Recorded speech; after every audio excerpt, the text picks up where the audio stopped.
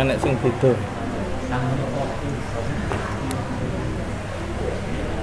Belum hidup anu ya. Pak Amin.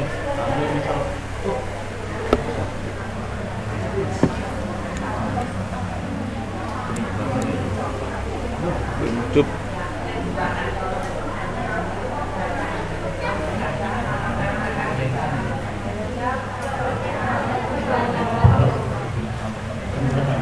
Suwi mas. Ruhnya lama.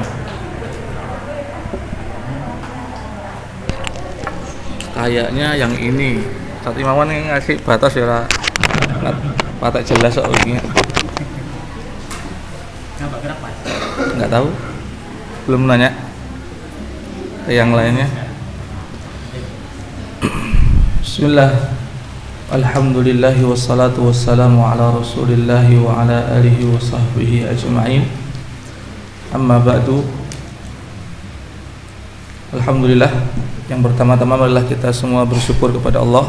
Kita masih diberikan kesehatan, umur yang panjang, diberikan kesempatan, kekuatan gitu ya, sehingga kita bisa hadir di masjid yang mulia ini melanjutkan pembacaan kitab Riyadhus Shalihin, masih di kitab perkara-perkara yang dilarang. Sekarang yang akan kita baca bab yang keberapa? 301, benar? Bab apa? Ini agak rancu karena yang dikarang udah sampai di sini dan lebih.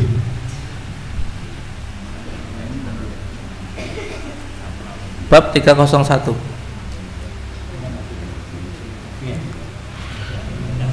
Dua orang. Nggih, satu di. Bab napa anu? Oh, itu di Solo, di Karang. Niku di Karang nih. Nggih, 301. Udah yakin ya? Larangan dari takaluf.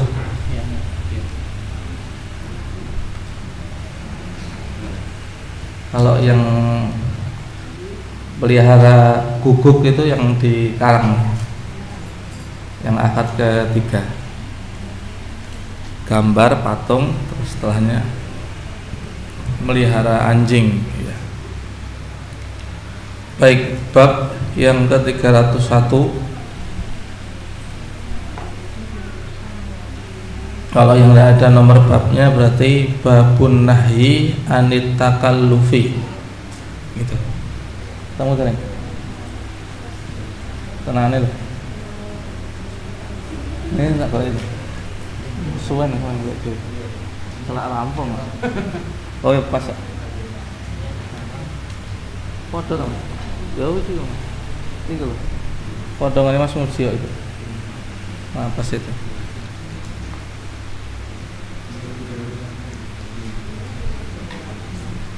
Karena kan balapan sama yang akad ketiga jadinya agak numpuk-numpuk, saya juga bingung kan ya. Kalau yang kitabnya masih kosong kan biasanya nanya Ustaz Imawan ini, karena keterangannya sampai sini catatannya. Sudah ya, yang belum ketemu nanya kawannya. Kalau masih terpaksa belum ketemu juga, bawa sini kitabnya saya bukakan biar enggak kesuwen. Bismillahirrahmanirrahim. Imam Nawawi membuat bab babun nahyi anit takallufi. Bab larangan dari takalluf. Takalluf itu memberat-beratkan diri, memaksa-maksakan diri. Terjemahan bahasa Indonesianya begitu. Cuma Imam Nawawi sini membuat definisinya setelahnya itu ya.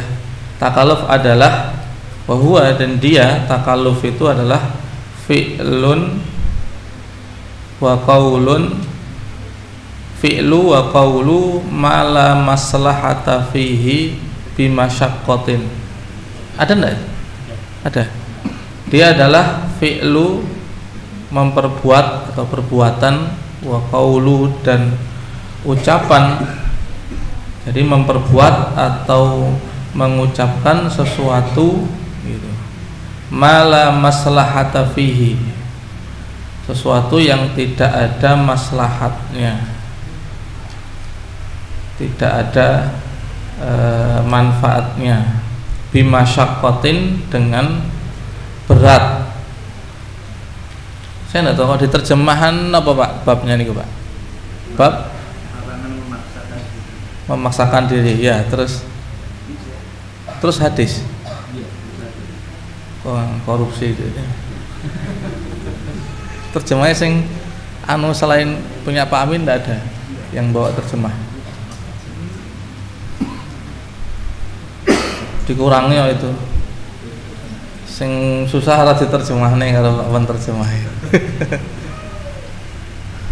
Anu kadang-kadang memang harus beli terjemah itu ya, kadang lihat sing terjemahannya sapa gitu, meyakinkan apa enggak, tulis penterjemahnya siapa, Daru lah, meyakinkan apa dibeli. Kalau terjemah Bulughul Maram misalnya, meskipun diterjemah kuno, kadang-kadang misalnya bahasa Indonesia lawas, itu bagus terjemahannya Ustadz Ahasan, persis. Ya kitabnya sampai sekarang ya nggak maju-maju, bentuknya kayak gitu saja dan tidak ada revisi bahasa terkini, tapi sih terjemahkan Ustadz tenan gitu loh, Ustadz persis Persatuan Islam, memang ahli gitu.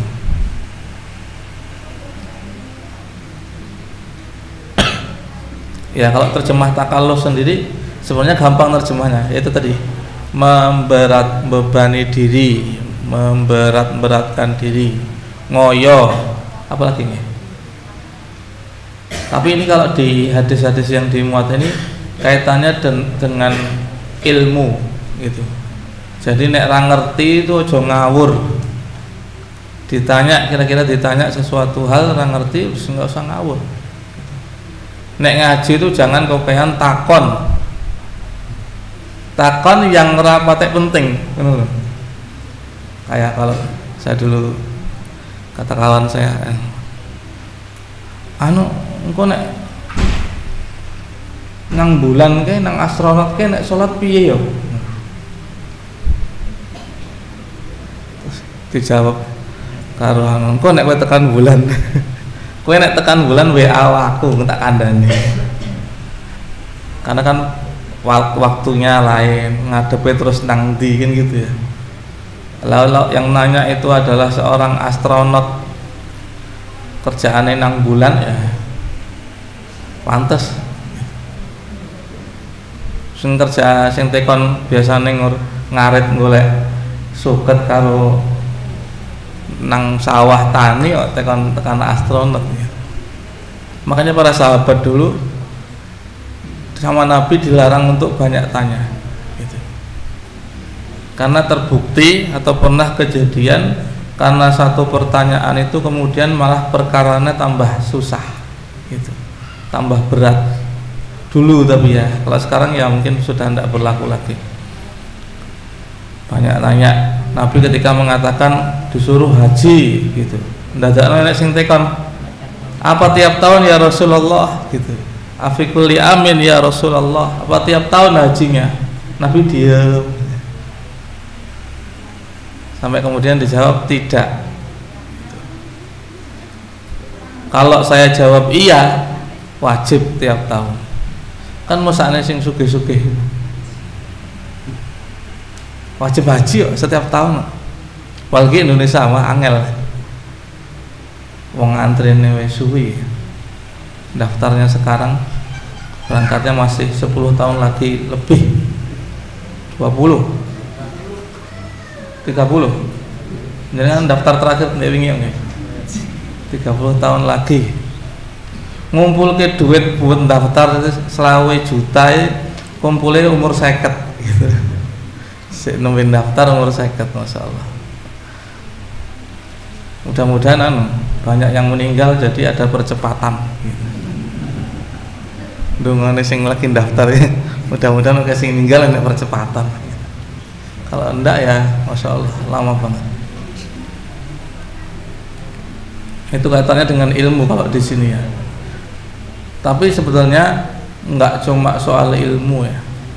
Ngoyo memberat-beratkan diri itu dalam banyak hal, termasuk dalam hidup gitu. Dalam soal ekonomi, gaya hidup, makan gitu. Terus ngerti kan duit yo mangane aja njaluk iwak wae ya. Bangkrut. Akhirnya kan ngebon itu kan yang menghancurkan warung katanya ya. Kalau Jepang dulu ada bom nuklir, nek warung sing menghancurkan bom. Tonggone tuku terus ya nih, tapi ngebon terus. Karena ya tidak melihat kemampuan gitu. Dan banyak manusia zaman kita sekarang ini, zaman modern ini yang begitu modelnya. Gajinya sebulan 2 juta, tapi untuk hidup sebulan habis 5 juta. Terus duit kamu di sisa. Saiki meneh nyumbang. Musim nyumbang sekarang nggih. Saya kemarin juga naik ke tempat saya, gang kondangan, enggak meneh, ada kondangan meneh. Alangkah senengnya sing diundang iki. Mangan enak terus. Gaya hidup. Kalau duit banyak ya enggak masalah lah, makan enak gitu. Tapi kalau duitnya sedikit ya kuatnya tuku tempe ya tuku tempe gitu. Kuatnya tuku tempe, tuku setik ya malah terus setik PS dipangan malah raiso gitu. Maunya makan daging seterusnya. Tapi kalau di bab ini memang yang dimuat hadisnya juga soal kaitannya tentang ilmu gitu.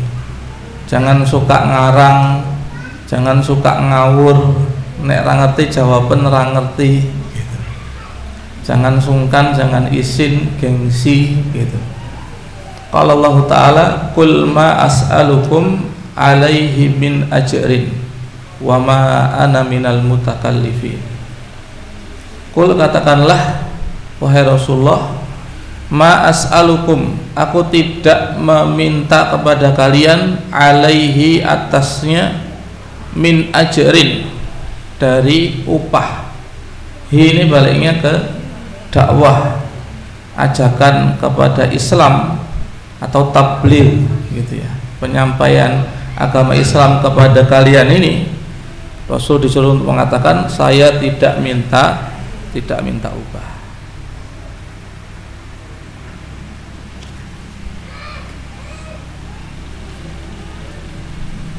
Ngajak uang ngaji gratis ya wong itu ora gelem gitu.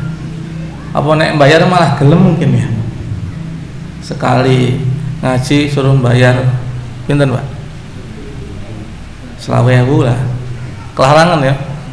10.000. 5.000 lumayan ya. 10.000, 20.000, 30.000, 30.000. Buat infak masjid, nah, masjidnya nang tingkat. Kita ngaji gratis saja, mungkin kadang-kadang memang karena gratis itu malah kurang semangat. Kalau bayar malah semangat menurut sebagian orang. Tapi kalau menurut bapak-bapak yang biasa ngaji gratisan ini, kon bayar mesti batin, ngaji kok membayar, orang ikhlas men. Tapi kalau di luar sana orang pengajian itu bayar, Pak, insyaallah bayar. Apalagi ngajinya di hotel, walah ada karu-karuan gitu. Ngaji sedino enggak sampai 24 jam itu bisa keluar duit jutaan gitu. Ya mungkin ada orang yang modelnya maunya ngaji kalau membayar gitu ya. Kalau kita ini ya membayar ya ora gelem, orang bayar ya tetap ora gelem gitu. Angel pokoknya gitu. Tapi yang para nabi semuanya, nabi-nabi yang sebelum Rasulullah juga begitu. Semuanya diperintahkan oleh Allah untuk berdakwah tidak minta upah. Gimana itu ayatnya? Am tas'aluhum ajran fahum mim maghramim muthqalun gitu. Orang-orang itu kamu ajak kok ndak mau toh gitu. Diajak ngikuti petunjuk dari Allah kok ndak mau ya, atau kok kamu pasang tarif toh gitu. Am tas'aluhum ajran, kamu minta upah toh sama mereka. fahum mim maghramim muthqalun, sampai mereka itu kebebanan hutang ra kuat bayar. Utang tinggal bayar pengajian gitu. Lah enggak toh, gitu maksudnya.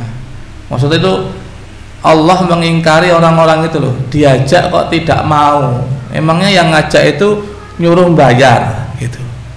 Enggak toh. Nah, ini Rasul yang ditegur gitu ya, diomong gitu ya.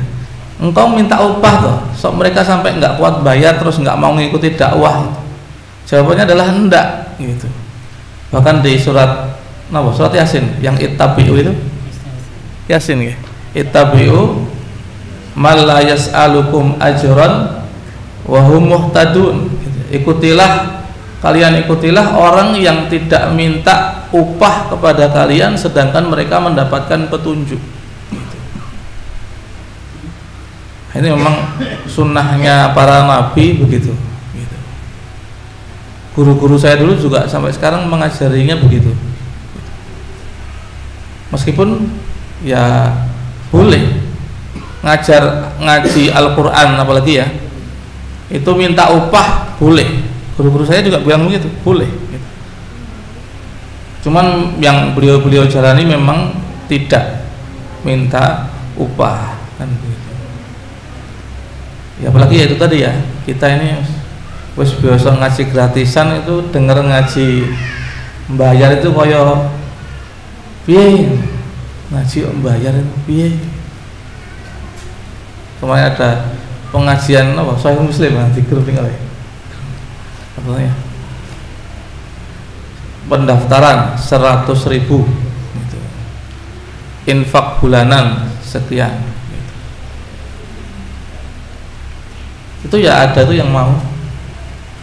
Artinya ada juga orang-orang yang menghargai ilmu gitu ya. Kalau barangkali kita ini kurang menghargai ilmu, di luar sana banyak orang yang menghargai ilmu gitu. Artinya meskipun disuruh bayar itu orangnya mau gitu. Ya, mau. Nah kita kan tidak disuruh bayar, maksudnya tidak ngaji sudah tidak perlu keluar biaya, ya paling keluar biaya makan sama makan motor ya, bensin. Itu mestinya kita sungguh-sungguh gitu. Kalau tidak ya nanti kita sendiri yang akan menyesal gitu. Ngajinya mempeng gitu ya, tidak dipen-penke sak geleme dhewe, sak longgare. Wa ma ana minal mutakallifin, ini yang berkaitan dengan bab. Dan saya ini bukan orang yang membeban-bebani diri. Saya ajakan-ajakan yang saya ajakkan ini bukan aku ngarang-ngarang dewe gitu. Kalau bahasa Jawanya saya sering dengar Ustaz ngomong ngendika kuwi, aku ki ora wong legan golek ngomongan. Aku ora ngerti artinya jadi sebenarnya. Yang saya paham bukannya saya ini bukan orang nganggur kurang kerjaan, bukan gitu. Nabi ini nggak ngarang gitu. Semua yang disampaikan itu adalah kebenaran yang datang dari Allah gitu. Bukan ngarang-ngarang sendiri. Nah gitu. Makanya saya bilang tadi di awal ya bahwa takalluf di sini itu yang dimuat di ayat dan hadisnya itu kebanyakan atau semuanya menunjukkan tentang takalluf berkaitan dengan ilmu. Jangan ngarang lah gitu. Beribadah itu sesuai yang diperintahkan saja, tidak perlu membuat ibadah sendiri. Ada kok Pak Kiai yang buat sendiri, tidak ada perintahnya yang jelas. Ya tidak apa-apa, tidak apa-apa, maksudnya ya bener gitu, terserah gitu. Tapi yang jelas beribadah itu pokok syarat diterimanya gitu ya, menghasilkan pahala itu dua. Satu, ikhlas karena Allah. Yang kedua, sesuai dengan tuntunan. Kalau di hadis arba'in, syarat yang pertama di hadis yang pertama, Syarat yang kedua ada di hadis yang ke-5, hadisnya Aisyah gitu ya. Kalau hari-hari ini kan lagi rame memperingati kelahiran Nabi gitu ya. Ulama kan memang berbeda pendapat soal itu. Sebagian mengatakan tidak ada acara peringatan kelahiran Nabi. Sebagian berpendapat itu termasuk syiar. Jadi tidak apa-apa diadakan acara. Tapi meskipun yang berpendapat bahwa itu syiar dan tidak apa-apa disiarkan pun, itu tetap melarang adanya hal-hal yang haram yang terjadi dalam acara itu. Enek maulid Nabi dangdutan gitu. Ya ndak boleh gitu. Apa? Kalau aturan ya masih mending lah, masih mending. Dangdutan joget kayak orang kesurupan ya salah. Laki-laki perempuan campur baur jadi satu kayak orang kondangan, nggih. Kayak orang kondangan. Saya kalau diundang kondangan itu paling susah ya. Mlebu nih wah piye iki? Singgol kanan, singgol kiri. Ora penak gitu. Apalagi kalau tempatnya sempit, Masya Allah dah. Angel, wis wong wedok ayu-ayu kabeh. Pas kondangan kira nek sing elek lho ibu-ibu itu. Bedaknya sak cemplung tinggal kabeh. Saya paling tidak betah gitu. Paling udah menggugurkan kewajiban sebagai tetangga tok nang mangan nang nyemplungi kotak nang mulih gitu. Ndak kuat lama-lama. Ndak boleh kalau sampai ada hal-hal yang ini pun dilarang gitu ya. Syekh Hasyim Asy'ari saja pendiri NU itu ada kitab khusus sendiri gitu ya. Apa Tanbihat Wajibah kalau tidak salah judulnya, peringatan yang wajib. Isinya tentang larangan-larangan yang mestinya tidak dilakukan dalam acara-acara maulid Nabi gitu. Meskipun kalau saya sendiri tidak maulidan ya. Kenapa tidak? Ya karena Nabi tidak ya. Para sahabat itu sampai entek, sahabatnya habis semua itu tidak pernah mengadakan peringatan gitu ya. Itu ada kan setelah 300 tahun Hijriah, abad keempat kata para ulama ya, baru kemudian ada. Tapi meskipun ada yang ngeyel mengatakan ada dari zaman Nabi ada gitu. Bukti ini Nabi puasa Senin Kemis, ditanya kenapa ya Rasul engkau puasa hari Senin? Itu hari aku dilahirkan. Itu terus jadi dalil merayakan maulid Nabi. Kok ya takalluf men gitu. Kok ya ngoyomen gitu ya. Kalau misalnya begitu yang dijadikan dalil ya wis poso wae lah ya wis cocok karo Nabi gitu. Sampai poso Senin Kemis ora, malah sing kadang-kadang menyedihkan itu begini. Banyak yang mengadakan acara peringatan Maulid Nabi, pengajian lah gitu ya. Dimulai dengan hadroh sholawat sampai jam 11 bengi. Jam 11 bengi lagi mulai ceramah Pak Kiainya. Selesai jam 2, jam 1. Terus subuh lek sing adzan masjid e. Kuwi jane piye? Artinya kan katanya kan merayakan Maulid itu kan mengenang yang dibacakan itu asli kan sejarah-sejarah Nabi itu begini, lahir begini dan seterusnya gitu ya. Senajan sing diwacokne ramu dengar tene gitu ya. Aslinya kan itu. Artinya kan nambah semangat ibadah lah mestinya gitu. Lah mosok peringatan pengajiannya sampai jam tengah wengi bareng subuh raja nang masjid sak kiai ini barang raja nang masjid itu ya lah kleru kaya ngene. Kan begitu ya. Itu jadi bahan renungan ya. Antum yang sering datang ke acara maulid itu jangan sampai teko maulidan sampai bengi terus subuh nang masjid terus koyone rugi sampean gitu. Sampean enggak datang maulid itu ora dosa gitu ya. Raja mah nang masjid subuh ya ora dosa memang gitu. Cuman kelewatan keutamaan atau lewat dari keutamaan yang sangat besar gitu. Wallahu a'lam bishawab. Ada yang disoal ini ayatnya? Hadis yang kita baca Kalau di tempat saya 1653, buh sama apa enggak? Sama nggih?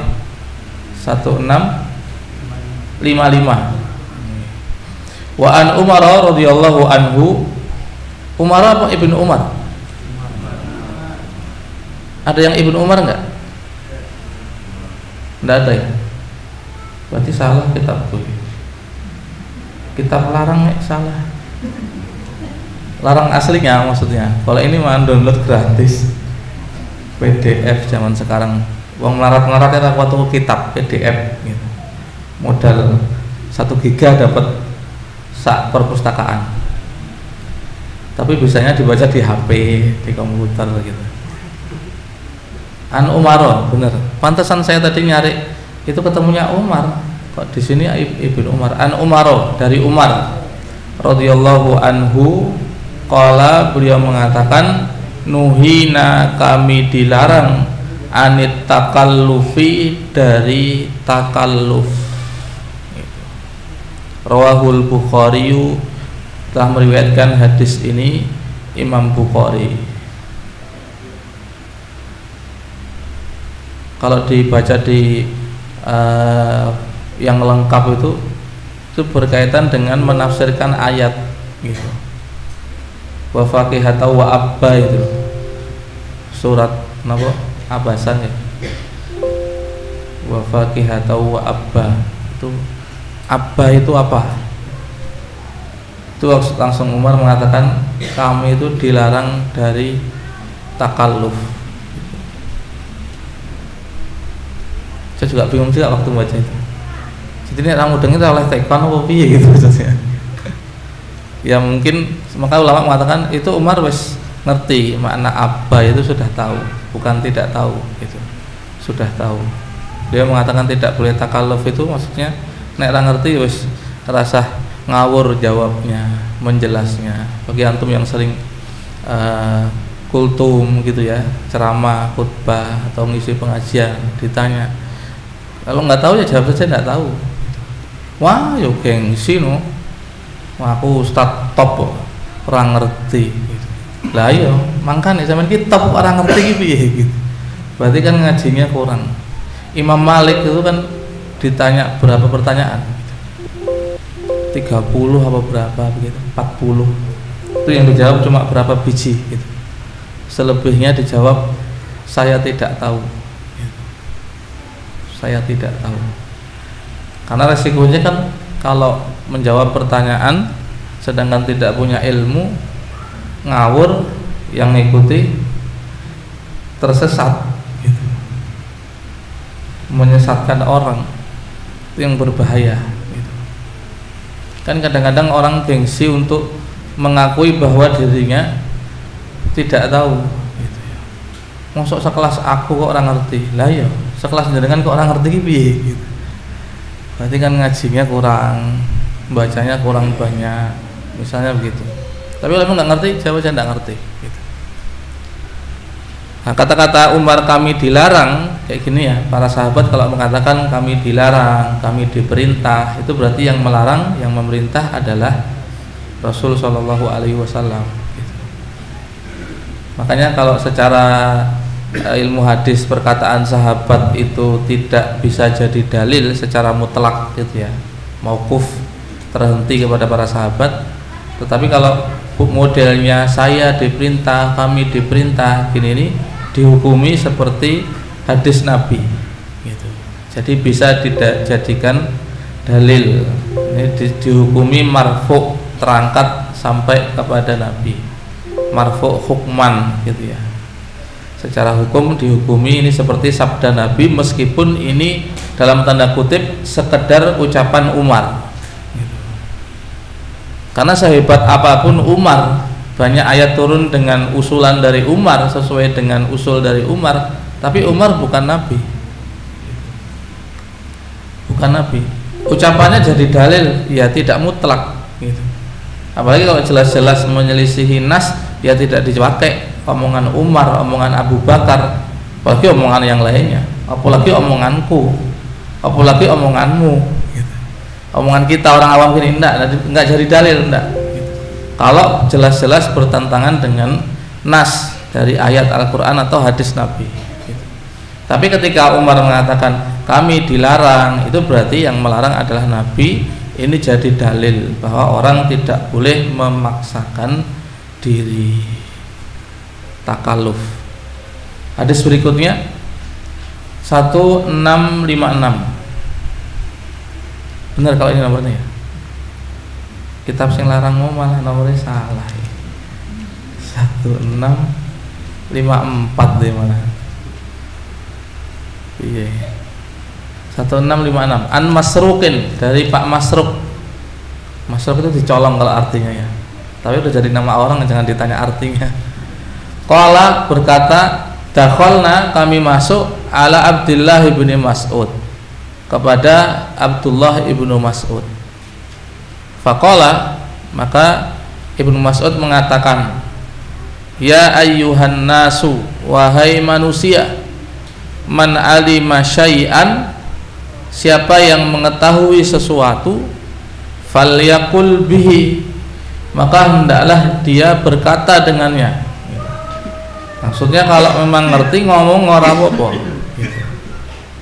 Wa man lam ya'lam, dan siapa yang tidak tahu, falyaqul, maka hendaklah dia berkata Allahu a'lamu, Allah yang lebih tahu. Sing penting aja pas testing ulangan ya ditekoni jawabnya Allahu a'lam kabeh. Saya dulu punya murid enek sing ngono kuwi jawab ulangan nih lah yang guyokne, separuh soal lebih jawabannya Allahu a'lam gitu. Bukan saking ngajine pinter gitu, dipraktekkan dalam ujian ini salah gitu. Ini kan kaitannya kalau orang ini ada sebab kejadiannya gitu. Ada orang menafsirkan ayat yang ada di surat Ad-Dukhan itu loh. Yauma ya'tis ta'tis sama ubituqanim mubin gitu ya. Langit datang dengan membawa asap gitu. Asap yang nyata. Terus orangnya nafsirkan gitu. Asap ini nanti datang pada hari kiamat. Membunuh orang-orang munafik dan seterusnya gitu, menafsirkan begitu. Ada muridnya Ibnu Mas'ud dengar, lah kok tafsirnya aneh gini yo gitu. Terus datang kepada gurunya Ibnu Mas'ud gitu, lapor gitu, Pak Guru, Pak Ustadz gitu ya. Itu ada orang nafsirkan ayat Dukhan ini begini, itu bagaimana gitu. Nah, terus Ibnu Mas'ud negur gitu ya, marah dan menegur ini, wahai para manusia, yang ngerti ngomong nggak apa-apa gitu, nek nggak ngerti ngomong Allahu a'lam gitu. Jangan ngawur. Dukhan itu, nah, kemudian Ibnu Mas'ud menjelaskan, Dukhan itu dulu orang-orang Quraisy waktu masih di Mekah kafir itu ya, itu pernah tertimpa paceklik, susah makan. Saking susah makannya itu orang pada kelenger gitu ya. Itu melihat di langit kayak ada asap-asapnya gitu ya. Kemudian orang-orang kafir datang kepada Nabi minta untuk didoakan diangkat apa namanya? Kayak gitu apa namanya? Pacekliknya ya. Pacekliknya diangkat agar orang bisa makan lagi. Kemudian kan didoakan oleh Nabi, kemudian diangkat, kemudian kafir lagi, tidak beriman, kan gitu. Itu Dukhan itu kayak gitu kata Ibnu Mas'ud. Menurut tafsiran yang dipaham oleh Ibnu Mas'ud, maka beliau mengingkari orang yang menafsirkan tadi. Meskipun jadi ada juga yang menunjukkan tafsir Dukhan itu akan terjadinya pada hari kiamat gitu ya. Cuman yang disoal bukan itunya, yang disoal itu bahwa orang itu kalau tidak tahu, nah ini menurut Ibnu Mas'ud kan, Ibnu Mas'ud meyakini apa yang dia tahu gitu ya. Maka dia mengingkari ketika ada orang yang berbicara tentang tafsir ayat Al-Quran dan aneh. Apalagi orang zaman sekarang Pak, Masya Allah, kadang-kadang nafsirkan Quran itu aneh-aneh gitu. nggak ngikuti tafsirnya orang-orang soleh dulu, jadi kadang-kadang aneh.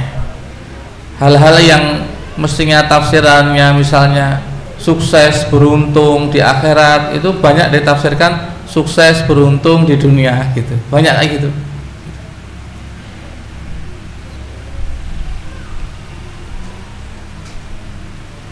Asa ayyab'atsaka rabbuka maqaman mahmuda gitu ya. Salat malam ya.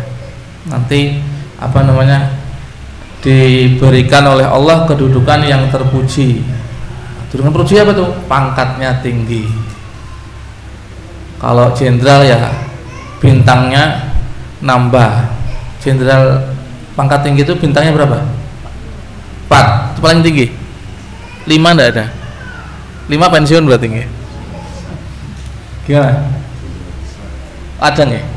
5. Wah, ada Ustaz. Oh gitu. Yang orang sekarang enggak ada. Kadang-kadang begitu. Amalan-amalan yang dianjurkan dikerjakan gitu ya, yang pada dasarnya itu iming-imingnya itu akhirat, seperti pada umumnya amalan-amalan orang beriman itu janji-janji Allah kebanyakan di perkara akhirat, itu kadang-kadang ditafsirkan ke perkara-perkara dunia. Mungkin karena ngertinya orang sekarang itu semangatnya kalau diiming-imingi dunia, diiming-imingi duit itu semangat, diiming-imingi janah itu, janah itu apa? Bakwan, ngerti aku nek bakwan. Janah orang ngerti aku janah ya apa. Kadang begitu ya. Maka kemudian jadi nafsirkannya ya sesuai selera yang mau diajar gitu. Ini bahaya sebenarnya gitu. Terus fa inna minal ilmi, kata Ibnu Mas'ud, sesungguhnya termasuk dari ilmu an yaqula, bahwasanya dia mengatakan lima la ya'lamu, untuk sesuatu yang dia tidak tahu, Allahu a'lamu, Allah yang lebih tahu. Jadi kata Ibnu Mas'ud, termasuk ilmu adalah seseorang ketika dia tidak tahu, dia bilang wallahu a'lam. Itu termasuk bagian dari ilmu. Mau nggak ngerti kok ilmu gimana? Kalau di perkataan ulama yang lain kan la adri itu nisful ilmi, saya tidak tahu itu separuh dari ilmu. Orang ngerti ilmu, orang ngerti kok ilmu, nggak ngerti kan bodoh gitu ya. Orang ngerti kok ilmu. Kata para ulama, bisa membedakan mana yang dia tahu dan mana yang dia tidak tahu, itu termasuk ilmu. Jadi kita bisa ngerti, oh nek iki aku ngerti, tak jawab. Nek iki aku ora ngerti, wallahu a'lam, la adri, saya tidak tahu, wallahu a'lam, Allah lebih tahu. Ini tuh ilmu. Kalau orang tidak bisa membedakan mana yang dia tahu dan mana yang dia tidak tahu, terus pokoknya ngomong wae, itu malah berarti dia tidak punya ilmu. Tidak punya ilmu tentang hal-hal yang dia itu mana dia tahu dan mana dia tidak tahu. Tapi ya itu hal-hal seperti ini tempatnya masing-masing gitu ya. Ngaji gitu ya, selesai ngaji ditanya sama istrinya, atau kalau ibu-ibu ditanya sama bapaknya, ngaji apa bu? Gitu. Tidak tahu, lah ya salah nek itu gitu. Lah wong sampean datang ngaji ya ditanya tidak tahu gimana? Sampean tadi lho nang masjid apa iki jenenge? Lali wae. Sumber Agung kok ngerti nih. Al-Hikmah, di Masjid Al-Hikmah ngaji tritik-tritik mangkat jam piro? Jam 09, jam 10, jam 8 gitu ya. Sampai masjid pulang ba'da zuhur itu sampai nanti ngaji apa? Ora ngerti aku. Nah, itu bukan nisful ilmi. Itu namanya turu gitu. Namanya tidur, kalau enggak ngobrol, kalau enggak ngalamun gitu. Enggak, mestinya kan kita, oh tadi ngaji apa? Katanya enggak boleh memberat-beratkan diri. Kalau enggak tahu ya jawab enggak tahu. Kalau tahu lah ngomong silahkan gitu. Kalau enggak tahu ya jawab enggak tahu. Nggak boleh ngoyo menjalani hidup gitu misalnya ya. Kalau kemampuannya beli tempe ya beli tempe, jangan beli ayam gitu. Kalau kemampuannya beli ayam ya beli ayam, boleh. Nggak beli juga boleh gitu. Jadi sesuai dengan kemampuan. Kita ini kadang-kadang tekor ya itu tadi, penghasilan sebulannya 5 juta tapi habis untuk beli bedak istrinya saja 6 juta gitu. Atau anaknya mangan bedak dikai banyu diudak-udak gitu. Terus digoreng, ini bakwan pupur ini. Bakwan pupur enggak, susah kalau kita begitu gitu. Lah tonggoku anu tonggoku lah sampean yang nyuruh ngukur pakai tonggo itu siapa? Tonggo itu dhuwur, tonggo tangga. Jangan ngukur pakai tangga. Ya lihat tandongnya sendiri dong ya. Lihat dompetnya sendiri, kemampuannya sendiri. Tonggo ini rasa dipikir gitu. Wong semuanya jatahnya masing-masing. Tonggoku manasi mobil, masuk aku manasi sayur wae kita bendino. Ya ben gitu. Kalau sampean tak kuat kok. Engko sampean duwe mobil malah bani kempes ra kuat kuban, lah ya lucu toh. Kan gitu ya. Kadang-kadang lucu ya. Orang itu Masya Allah enggak ngerti kemampuan dirinya sendiri gitu. Kelilit hutang gitu ya. Sudah dibantu sama kawan-kawannya, selesai hutang-hutang riba pisan. Selesai. Ayo kok buka anyar gitu. Mungkin kan lah kok penak ya orang kerja oleh duit ya. Penak cuman sekarang Masya Allah lebih bahaya Pak, cuman sekarang pinjol. Mudah-mudahan orang desa kan orang ngerti pinjol. Ngomong klik dapat duit antum, dapat transferan duit modal foto KTP. Nek sing celaka sing dipoto KTP tanggane, ulah mesakne banget. Ruwet itu urusannya. Kita di zaman sekarang lebih ndrawasi lagi, lebih bahaya lagi gitu. Nah misalnya gitu ya, ngaji 2 jam mosok ditekok oh la adri wallahu a'lam gitu ya. Kita agak mubadir menghabiskan waktu di sini, dapat pahala ya soalnya dapat gitu ya, tapi ya lebih penting dari itu kan kita tambah ilmu bisa untuk memperbaiki amal kita masing-masing kan gitu. Terus Ibnu Mas'ud mengatakan kalau Allah Ta'ala nabihi, Allah Ta'ala saja berkalam kepada nabinya sallallahu alaihi wasallam, qul ma as'alukum alaihi min ajrin wa ma ana minal mutakallifin. Ayatnya sudah kita terjemahkan tadi ya, Rawahul Bukhari. Kata Allah, kata Ibnu Mas'ud, Allah saja loh nyuruh nabinya untuk tidak takalluf, itu untuk tidak berbuat-buat, membuat-buat, bergaya gitu ya. Jangan kokean gaya, jangan gitu. Dilakukan sesuai dengan kemampuan. Allah tidak membebani kecuali kemampuan, kan gitu kan, sesuai dengan kemampuan hambanya. Maka ulama-ulama dulu, sampai saya pernah cerita di sini kayak ini ya, atau di tempat lain, saking tidak mau disuruh jadi qadhi itu sampai pura-pura gila, kayaknya pernah di sini kayaknya. Ada orang-orang dulu untuk diangkat jadi qadhi itu nolak-nolak karena ya konsekuensinya berat. Qadhi hakim itu berbicara tentang hukum Allah, kalau keliru kan berat. Nek qadhi sekarang kan enteng gitu, bicara hukum positif negatif gitu ya, urusannya sama Allah nanti kalau salah menghukumi orang gitu. Tapi kalau berbicara syariat ya, susah, berat, sampai ada dikisahkan orang sampai pura-pura gila gitu, agar tidak diangkat jadi hakim, tidak mau ya, pura-pura gila. Dolanan apa namanya, kuda kepang apa ini, jalan-jalan di turut jalan gitu. Sampai ada orang berazam, dia punya masalah gitu ya, dia berazam besok saya akan tanya orang yang pertama kali saya ketemu gitu. Adalah ketemunya yang kayak orang gila tadi, dolanan jalan-jalanan karo muter-muter gitu. Lah kok ketemu malah wong rada rapat sehat ini gitu. Padahal tadi malam sudah berazam, bertekad saya akan nanya kepada orang pertama kali saya. Terus nanya gitu. Saya punya masalah begini. Ternyata jawabannya bener bagus gitu. Terus ditekon, sampean rodok rapat sehat kok. Ngasih solusi kok bagus-bagus gini. Terus kata beliau, kata orang yang kayak orang tidak sehat, aku ki asline waras Mas gitu. Aku ngeretok-etok kaya ngene iki ben ora diangkat jadi hakim gitu. Gah aku mikir ke urusane wong-wong lu gah gitu. Jadi sampai nolak-nolak gitu. Karena berat konsekuensinya gitu ya.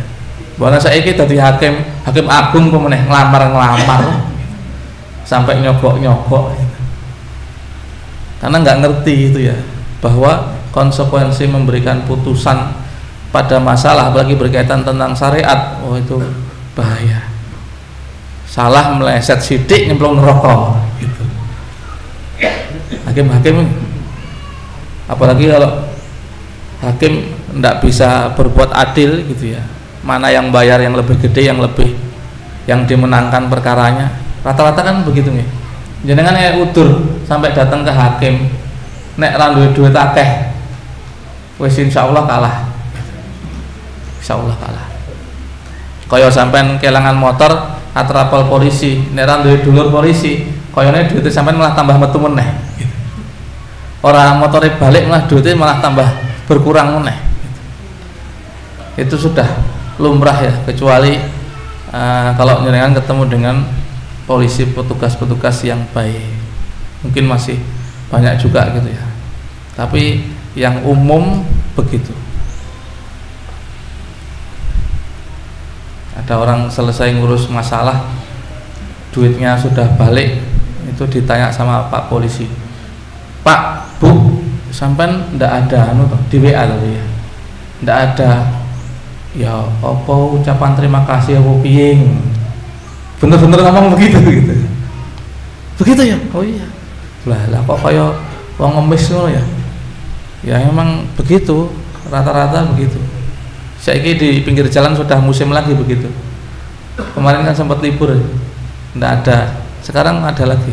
Sampai kok dari arah sini, ibu kota Bandar Lampung, nek belok kiri, hati-hati kalau nggak ngambil kanan, dicegat Pak polisi apes sampai. Pokoknya nek bodong, sak wonge barang bodong, motore bodong, wonge bodong, wes apes gitu. Sudah mulai ada cegatan-cegatan motor di jalan. Kalau kemarin kan sempat nggak ada nih, sempat libur kan. Nah, sekarang udah mulai ada operasi-operasi. Kok malah ngomongin Pak polisi ya. Tapi yang baik banyak, ya banyak gitu. Masih ada juga yang baik ada. Tapi oknum, oknum ini beberapa. Banyak yang masya Allah. Mana tadi? Mutakalif. Ada yang disoal ini? Sebelum kita jam berapa ini? Lanjut bab selanjutnya, hadisnya ukuah. Kalau selesai di sini cocok kayaknya.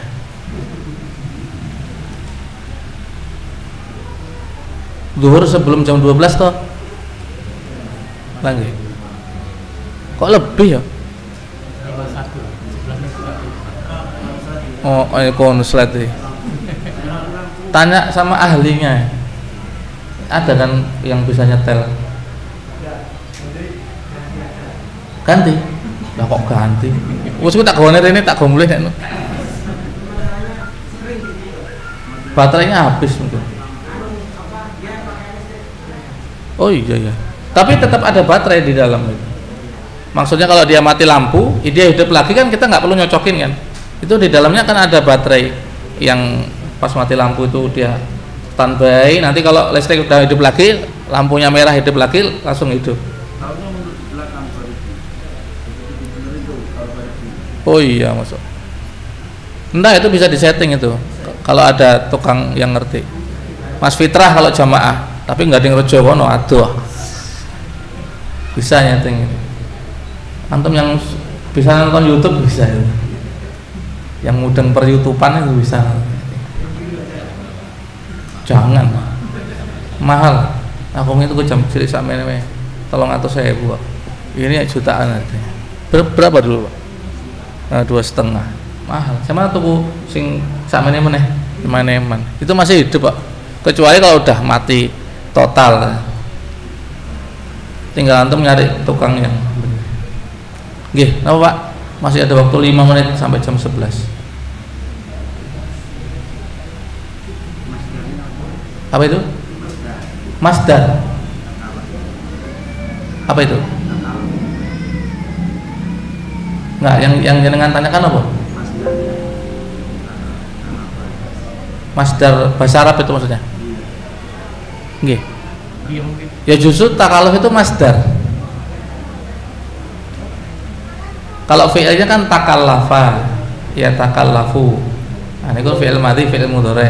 Takallufan, gitu kalau di apalan sorof itu nih. Takalluf ini masdar. Itu yang dimaksud, bukan? Nggih. Anu kan, jangan lagi belajar bahasa Arab.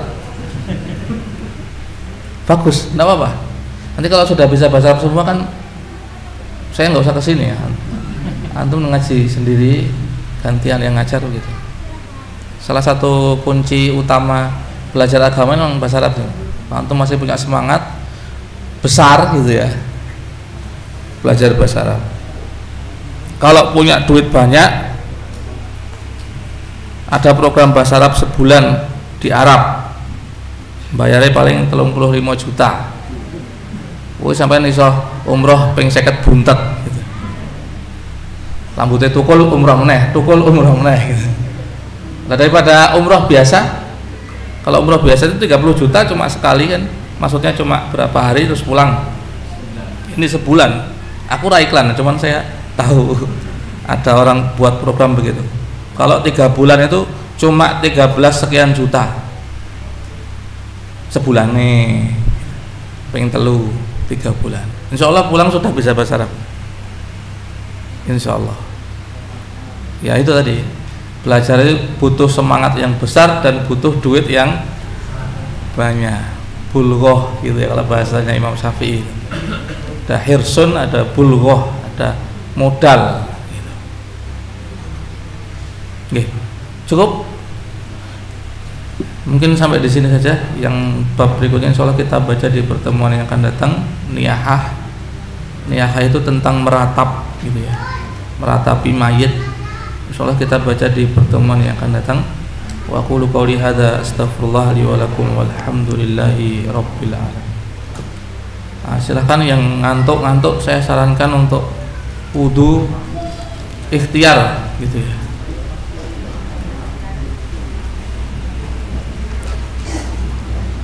Masa ngaji cuma sejam aja udah ngantuk banget kan? Nah, ikhtiar. Minum kopi apa? Ada kopi nggak Pak? Kue, nah kue. Kuenya nang diter. Mana Mas Ahmadi sama Mas Henry?